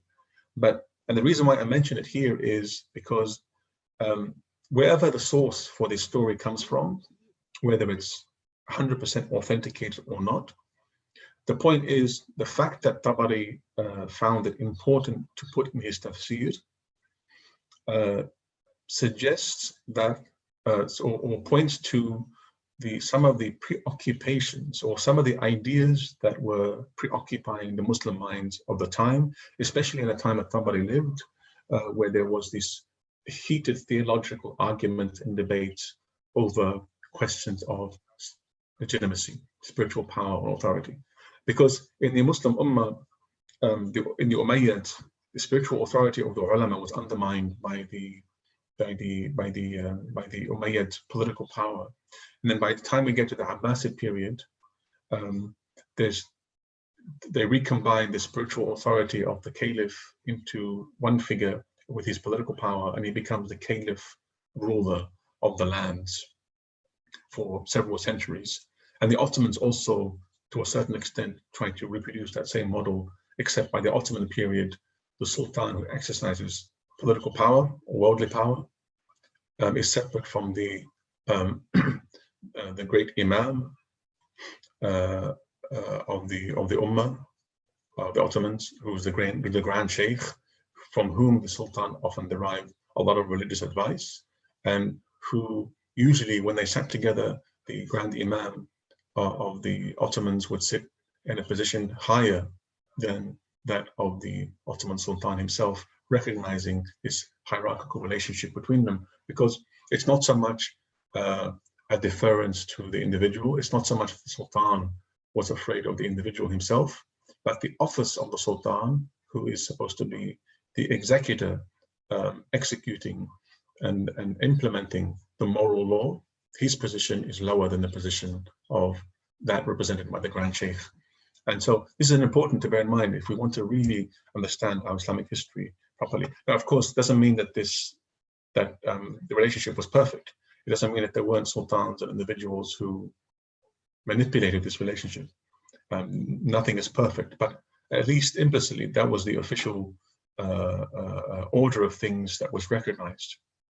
And so in Tafsir al-Tabari, Tabari paints a very vivid picture of a righteous community whose righteousness even impressed and dazzled and baffled Dhulqarnayn. I'm going to read here in Arabic very quickly and try to translate as we go along very quickly, because otherwise it will take us too much time. But then after he built this wall for these people that he came across, and he'd been done with building this wall for Ya'juj and Ma'juj, Tabari says, وانطلق ذو القرنين انطلق عابدا إلى جماعة الإنس والجن فبين هو يسير. So he continued his journey. He came across a ummah صالحة يهدون بالحق وبه يعدلون. They guide to righteousness or truth, and by it they are a just people. فوجد أمة مقسطة مقتصدة يقسمون بالسوية. So he found the righteous ummah, muqsita, that meets out justice and equity, that they divide their resources equally, that they judge and they rule with justice. يتآسون ويتراحمون. They have compassion and understanding for one another. Their state is one, حالهم واحدة. So there's kind of remarkable unity and ulfa between each other. كلمتهم واحدة, their word is one. أخلاقهم متشابهة أو مشتبهة, their akhlaq, their ethics and morality are very similar. طريقتهم مستقيمة, their path is straight. Their hearts are قلوبهم متآلفة, their hearts have a concern and profound compassion and love for one another. وسيرتهم مستوية, their as it were, their reputation is right and impeccable. Their graves are at their front doors. Their houses don't have any doors at all. They have no princes governing them. They have no judges among them. They have no rich. They have no kings. They have no nobility. There's no distinctions between them. They don't dispute amongst each other. They don't fight. They don't swear. They don't kill each other. They never lack resources or food, and they never fall ill. They don't seem to suffer from any of the illnesses that other people suffer from. They seem to live longer. There is no miskeen or faqir amongst them. There is no destitute or poor person amongst them. ولا فظ ولا غليظ, nor rude or uncouth, as it were. So when Dhulqarnayn saw this, he was baffled by it. So he said to them, أخبروني أيها القوم, tell me, O people, I have gone left and right and all over the earth, برها وبحرها, so over the seas and over the earth, east and west, in its dark regions and the regions of light. I've never come across a people like you, so tell me. قالوا نعم. They said, yes, okay, ask us what you want. And he said, tell me, why are your graves at your doorsteps? And they said, عمدا فعلنا, we did this on purpose, لألا ننسى الموت, so that we never forget death, and so that its remembrance never leaves our heart. He said, why are your houses without doors? They said, because there were none amongst us who will accuse us. We are all honest, and we can trust one another. He said, okay, so why are there no princes amongst you who rule you? They said, because we don't have inequities or injustices against each other. فقال فما بالكم ليس عليكم حكام, why don't you have rulers? Because we don't dispute amongst each other. Why are there no rich people amongst you? Because لا نتكاثر. And takathur is a very important point I'm going to point out later, but it means we don't engage in rivalry of piling up wealth and names and ranks, so that we can distinguish each other, distinguish ourselves from each other and over each other through pride and vanity. That's what it means that when they said لَنَا تَكَاثَرُوا. قال فما بالكم ليس فيكم ملوك, why are there no kings amongst you? They said, because لَا نَتَكَابَرُوا, we have no vanity or arrogance. فما بالكم لا تتنازعون ولا تختلفون, how is it that you don't dispute and you don't disagree with one another? قالوا من قبل ألفة قلوبنا وصلاح ذات بيننا, because our hearts have care and love for one another, and there is salah, there is righteousness amongst each other. فما بالكم لا تستبون ولا تقتتلون, why is it that you don't engage in swearing with one another, cursing one another, killing one another? Because من قبل أن غلبنا طبائعنا بالعزم, we exercise azm, which is a form of strong irada, will and discipline, over our taba'a, over our lower nafs. وَسُسْنَا أَنفُسَنَا بِالْأَحْلَامِ, and we exercise a certain degree of governance and rule over ourselves بالأحلام, through compassionate understanding, as it were. قال فما بالكم كلمتكم واحدة, how is it that your word is united, that you have a similar opinion, or your word is united upon the same thing, and your path is straight? قالوا من قبل أن لا نتكاذب, we don't lie, we don't deceive one another, we don't backbite, we don't talk about one another from behind each other's backs. قال فأخبرونا من أين تشابهت قلوبكم, how is it that your hearts have come to have this kind of care for one another? واعتدلت سيرتكم, that your reputations are so impeccable. قالوا صحت صدورنا, that our chests, our breasts are healthy, as it were, or they're right, they're on the right path, they have the correct and right orientation. فنُذِعَ بذلك الغل والحسد من قلوبنا. And therefore, hasad, envy, and all these vices have been removed from our hearts. قال فما بالكم ليس فيكم مسكين ولا فقير. Why is there no poor and destitute person amongst you? Because we said من قبل أن نقسم بالسوية, we divide things equally. فما بالكم ليس فيكم فضل وغليظ. Why is there no someone uncouth or rude people among you, as it were? Because we are humble, and we are humble and modest. فما بالكم أطول الناس أعمارا. Why is it that your lives are the longest? And they said, because we engage in what is right, haqq, and we govern ourselves with justice. And notice how longevity of life is linked here to justice. قال فما بالكم لا تقحطون. How is it that you don't run out of food and resources? قالوا لا نغفل عن الاستغفار. We never stop istighfar. Remember what Nuh said to his people, استغفروا ربكم يرسل السماء عليكم مدرارا. And Hud said the same thing. Istighfar brings rizq, istighfar brings rain, istighfar brings barakah. فما بالكم لا تجردون. Why is it that you don't get sick? He said, أن وطأنا أنفسنا للبلاء منذ كنا وأحببناه وحرصنا عليه. That they somehow they've found a way to be patient and accommodate illnesses, and therefore they've been removed of it. فقال فما بالكم لا تصيبكم الآفات, sicknesses, as others people get sick. Because it said لا نتوكل على غير الله. We have no tawakkul except on Allah subhanahu wa ta'ala, and we don't rely on al-anwa'i wa najum, on this kind of reading the stars and relying on these kind of these means by which we put our faith in things other than God. قال حدثوني. He said, please tell me, أهكذا وجدتم آباءكم يفعلون. Is this how you found your fathers? Did you find your fathers upon this? So this is a generational thing. قالوا نعم, yes.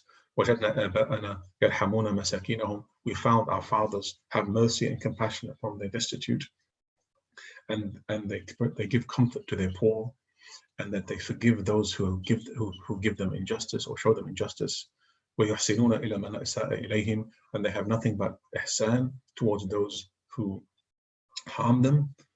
ويحلمون عمن جهل عليهم. And those who exercise a certain degree of ignorance towards them, they forgive them through understanding. ويستغفرون لمن سبهم. Whoever swears or curses them, they ask Allah subhanahu wa ta'ala for forgiveness for them. ويصلون أرحامهم. They connect the ties of kinship between one another. ويؤدون أماناتهم. And that they always they can be trusted because they always meet the trust. They always keep their time in their prayers. They always keep their oaths and their words. They're always يصدقون في مواعيدهم. They're always on time, as it were, which is a sign of people who are meticulous about respecting their word and their oath to people. ولا يغبون عن أكفائهم. They never turn away from handing responsibility to أكفائهم. Let me see. Those who were less, I think it means here, less, who suffer some kind of handicap. ولا يستنكفون عن أقربهم. Nor do they abandon their relatives when in need. فأصلح الله لهم بذلك أمرهم. Allah subhanahu wa ta'ala أصلح أمرهم. So you notice here that they are attributing all this to God. Allah subhanahu wa ta'ala أصلح أمرهم بذلك وحفظهم ما كانوا أحياء. So God preserved them as long as they were alive. وكان حقا عليه أن يخلفهم في تركتهم أو تركتهم. And therefore Allah subhanahu wa ta'ala allowed the next generation, ourselves, to come into this world upon the same path, upon the same vision of righteousness. I have made a few mistakes in the translation. I apologize because I'm doing it off the cuff. But the point of this wonderful image that Tabari paints is today, if someone were to read it today, they would say this is a utopia. I don't like the term utopia at all, because utopia is an image of world and reality that is so unrealistic, it's not achievable. One, especially in the past few centuries, that has portrayed the ideal way of life as highly developed technologies or highly developed materialism. I don't like the term utopia for also a number of other reasons, but this is not a utopia really. This is an image of a society that perhaps existed, perhaps did not exist. We don't know. It baffled Dhulqarnayn himself because he hadn't come across anything like it. But what the image, what this wonderful picture portrays is the profound relationship between earthly justice and earthly righteousness, piety, keeping your promises, taking care of the poor. In this picture here, you see ideal political governance combined with ideal economic governance, combined with the moral order, combined with psycho-spiritual righteousness, all combined into one. They're intertwined. The measure of the greatness of a society is when all these combine together in the manner that we spoke about earlier, because here they're always deferring things to the authority of God, and everything is governed by this higher moral order. When they divide all things equally amongst each other, they're basing it on a higher moral principle. When they keep their word, they're also abiding by a higher moral principle, in which case they no longer need a worldly power to govern them, because they are operating almost purely by this moral order. So the point of this really is to illustrate to you the importance and significance of achieving righteousness in this world through deriving it all from our moral order. The Dhulqarnayn versus Dajjal. So when we come back to this kind of this table that I illustrated earlier, we see the juxtaposition of these two really different regimes, as it were, these two different orders of reality. And if we were to take a closer look at Dajjal and all the elements of his darkness, we would see that it is the reign of takathur, as it were. I mentioned takathur earlier. It's a rivalry for piling up wealth, status symbols, tafakhur.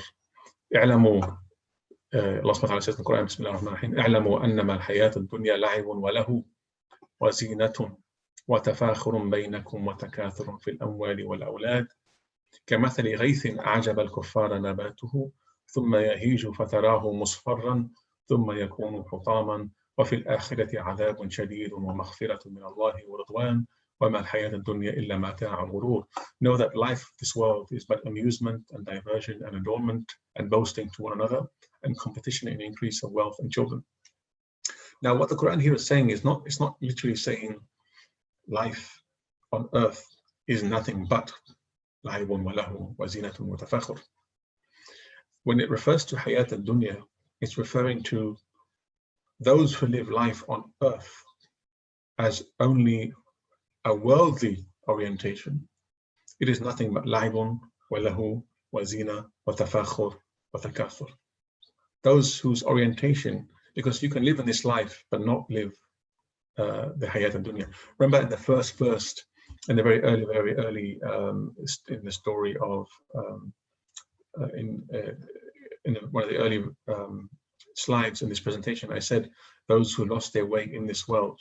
It means those whose path is no longer oriented towards the afterlife, but whose only path is through the intricate yet endless and pointless maze of this world.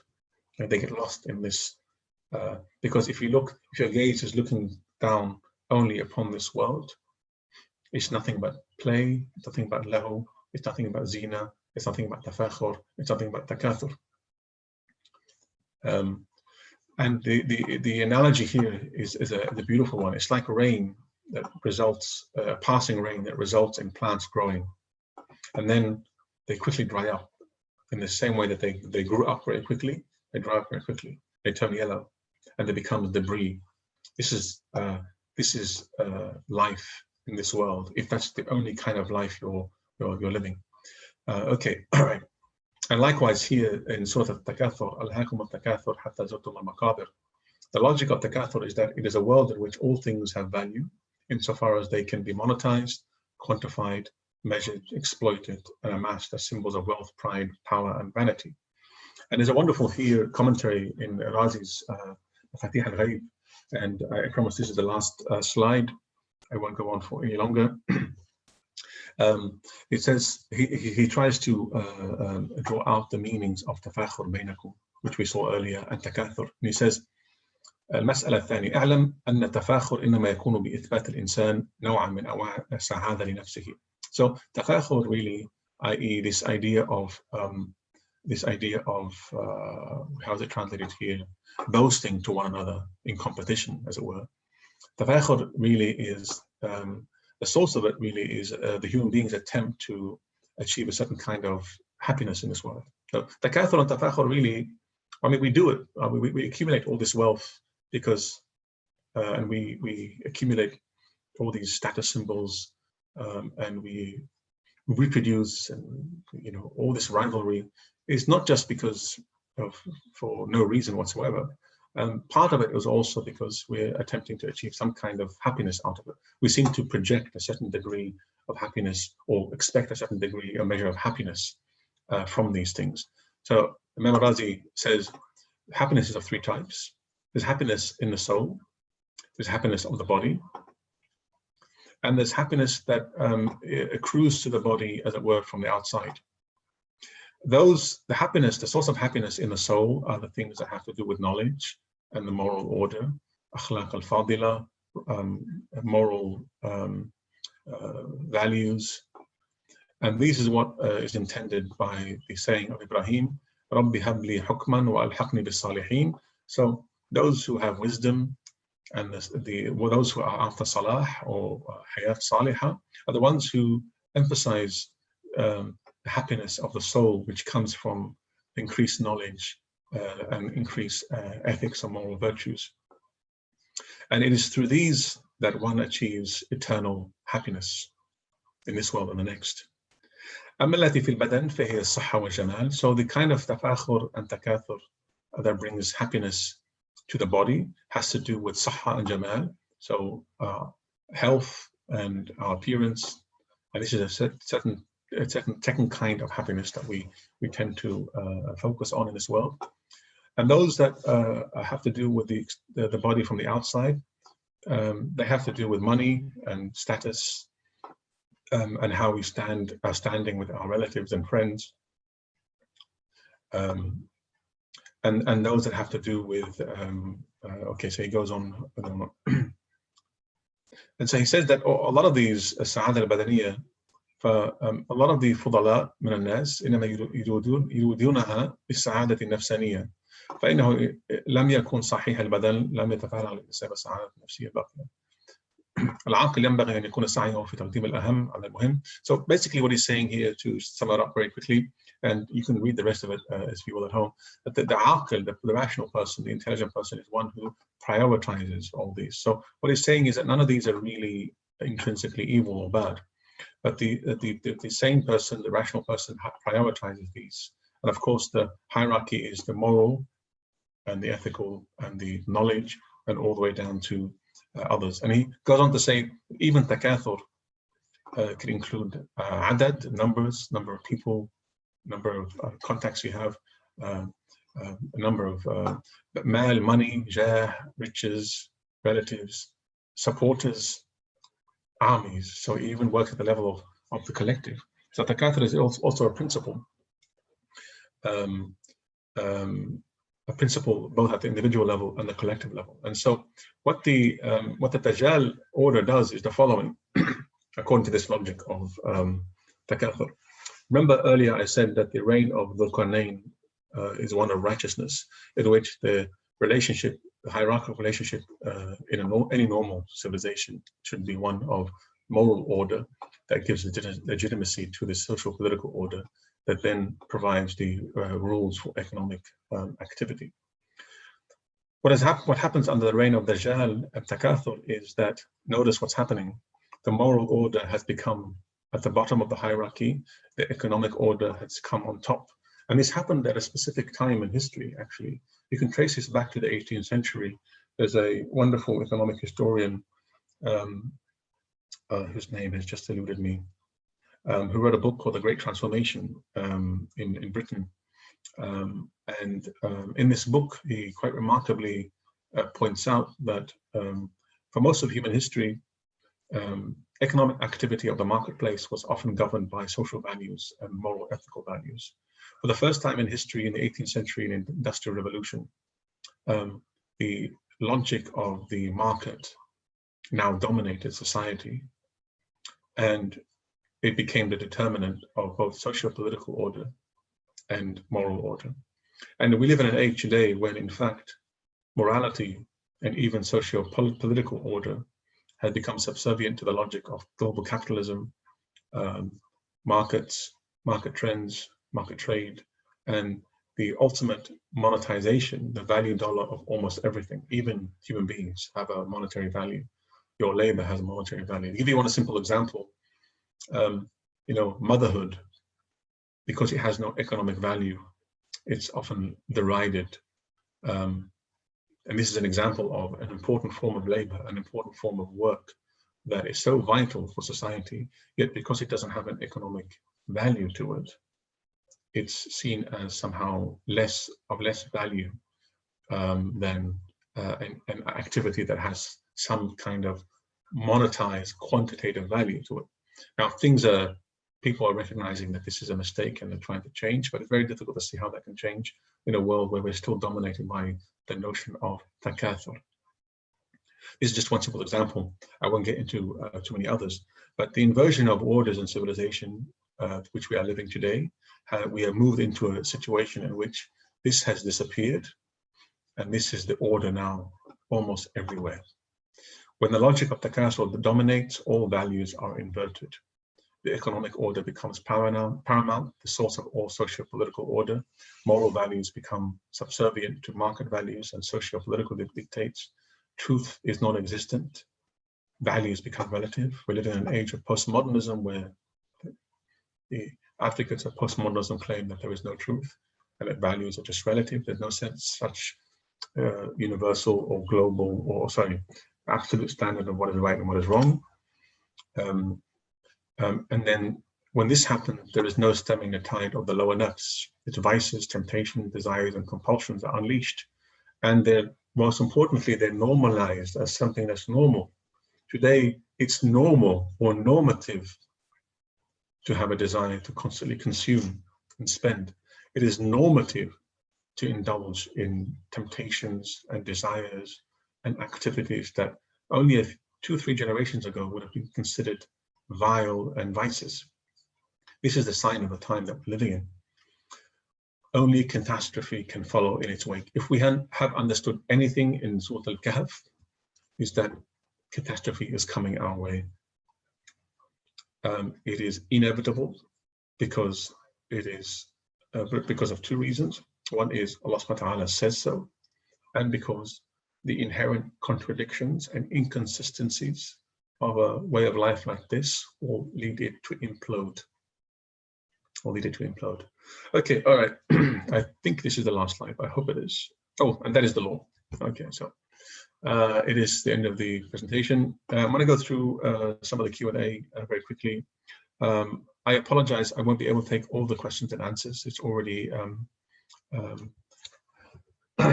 and I'm not going to comment on the issues that I said I wouldn't comment on. So there are a few questions about Dhulqarnayn, Alexander the Great, and Buddha. There's also a few questions in regards to what modern historiography, Dhulqarnayn, Noah, and Ibrahim.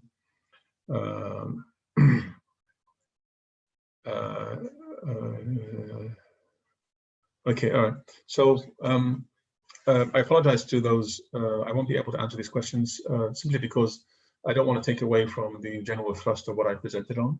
There are so many things that I could have presented on in this presentation. I chose not to. I really want to focus on, I think, what is vital and important.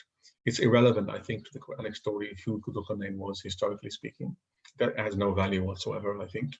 And I went as far as to augment the analysis and understanding of Dhulqarnayn by drawing on Tabari, But that's as far as I am prepared to go with that kind of reading, because otherwise we'll end up in a lot of an endless maze of speculation about who he was, what he did, who the people he came across, and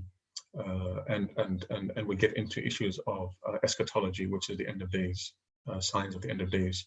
I think there's enough material out there that talks about these issues, and we've quickly run out of time. I was hoping to finish this in 1 hour. It's already been 2 hours. I do apologize for those of you who have been sitting patiently. And I'm going to stop sharing the slides here. Let me see, stop sharing slides. Okay, where is it? Stop share, here we are. And okay, so I hope this month has been a blessed month for you, and I hope you have enjoyed a wonderful Eid, inshallah, and hopefully we can continue with another set of sessions and perhaps more courses after Ramadan, inshallah. Please don't forget to continue your support for the Cambridge Muslim College that is making possible all these videos and all these wonderful efforts for the training of a new generation of Muslim scholars and the dissemination of this knowledge for free for a lot of people, inshallah. اللهم أرنا الحق حقا وارزقنا اتباعه وأرنا الباطل باطلا وارزقنا اجتنابه وصلى اللهم على سيدنا محمد وعلى آله وصحبه أجمعين والسلام عليكم ورحمة الله وبركاته.